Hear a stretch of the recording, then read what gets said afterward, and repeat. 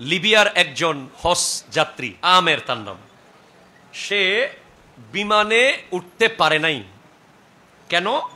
তার পাসপোর্টের জটিলতা ছিল।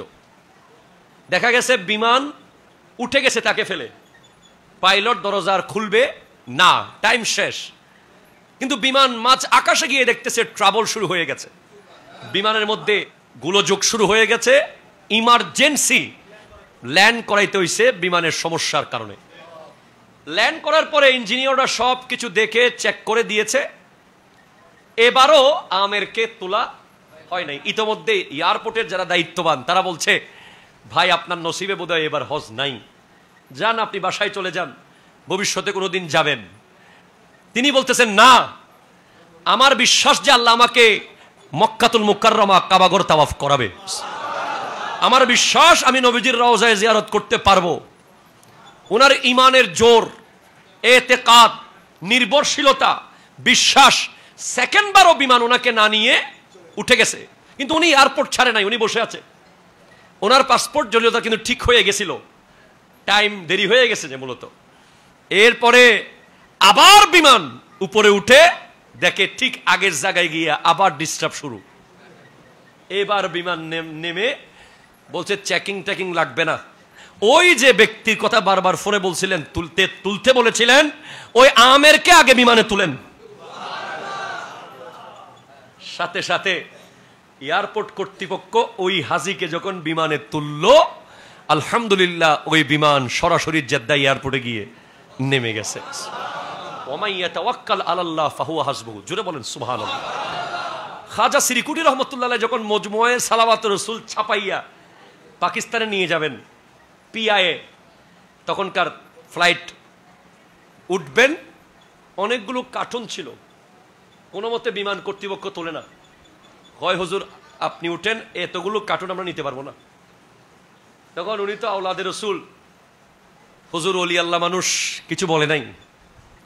দুই একবার বলছিল, ভাই নেন লিজিয়ে, ये तो थोड़ा सा किताब है, বলে नहीं है হুজুর, ये नहीं होगा, ये অনেক সময় করে এগুলা, বিমান কর্তৃপক্ষ এগুলো করে, দেখা যায় যে লাগেজের বিভিন্ন কিছু নিয়ে বিভিন্ন ঝামেলা শুরু করে দেয়।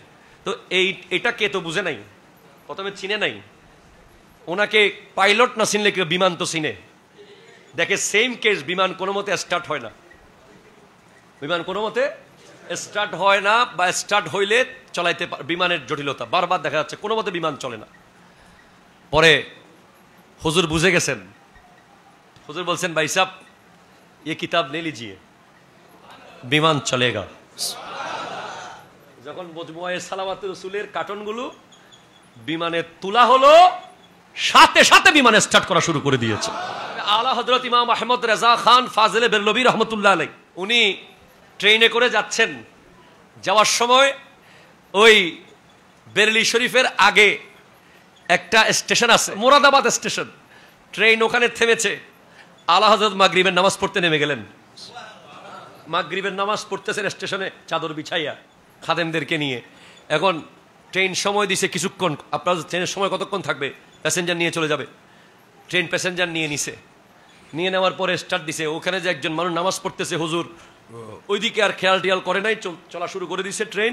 দেখে ট্রেন কোনো মতে সামনে যায় না, স্টার্ট দিছে, কোনো মতে ট্রেন সামনে যায় না, কিন্তু পিছনে যায়।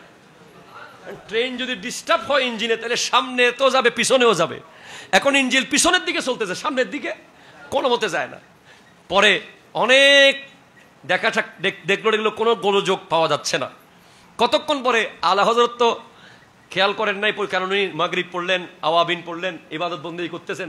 ট্রেন থাকবে, আর ট্রেন যে থাকবে এটা উনিও জানেন, ট্রেনে যাওয়ার সম্ভাবনা নাই এটা উনিও জানেন। কতক্ষণ পরে ট্রেনের থেকে পাইলট, যে ট্রেন চালায়, ট্রেনের চালক, জানলা দিয়ে দেখতেছে, বলে উস বুজুর্গ কো লে লিজিয়ে, ওনাকে ট্রেনে তুলেন, ওনার সবাইকে তুলেন। যেই মাত্র আলা হযরত আজিমুল বরকত ইমাম আহমদ রেজা খান ফাজিলে বেরলভী রহমতুল্লাহ আলাইহি ট্রেনের মধ্যে উঠে গেছেন, সাথে সাথে ট্রেন চলা শুরু করে দিয়েছে। ওই স্টেশন যিনি ড্রাইভার ছিল ট্রেনের, মাস্টার, ওনার বাড়ি ছিল লন্ডন, তখনকার ব্রিটিশ আমলের কথা। ওই লোক পরিবার সহ গিয়ে আলা হযরত ইমাম আহমদ রেজা খান ফাজিলে বেরলভী রহমতুল্লাহ আলাইহির কাছে গিয়ে ইসলাম গ্রহণ করেছেন।